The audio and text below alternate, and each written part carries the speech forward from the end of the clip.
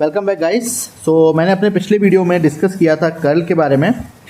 Curl क्या होता है? एक वेक्टर क्वांटिटी होता है और हम जो फंक्शन पे अप्लाई करते हैं, ये फंक्शन आपका क्या है? ये भी एक वेक्टर फंक्शन है। वेक्टर फंक्शन में इसे किस लिए बोल रहा हूँ? क्योंकि इसके पास 3 कंपोनेंट है। मतलब ये i का है, दूसरा j का है, तीसरा k का है। मतलब आप इसे i plus j plus k की फॉर्म में भी लिख सकते हैं। मतलब 2xyi plus 3y square z into j plus 2xyz into के। अब हमें क्या निकालना है? इस वेक्टर फंक्शन का कर्ल निकालना है।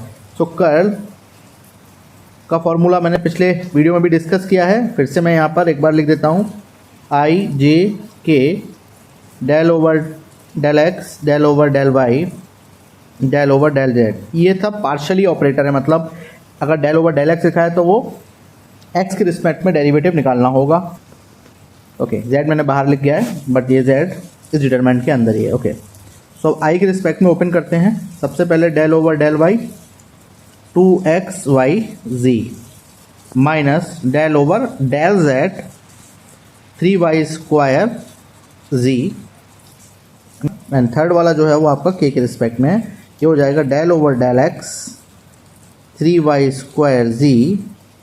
अब देखिए y के रिस्पेक्ट में जब करेंगे 2xyz का, तो 2x और z को कांस्टेंट मानेंगे और y का करेंगे तो 1 आएगा, तो ये बचेगा 2xz माइनस जब z के रिस्पेक्ट में करेंगे तो ये आ जाएगा 3y स्क्वायर, क्योंकि 3y स्क्वायर को हमने कांस्टेंट माना है यहाँ पे।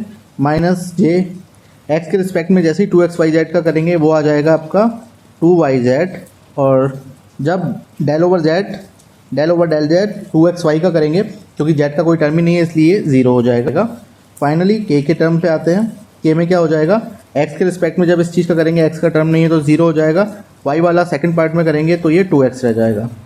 आई होप ये चीज़ें क्लियर होंगी।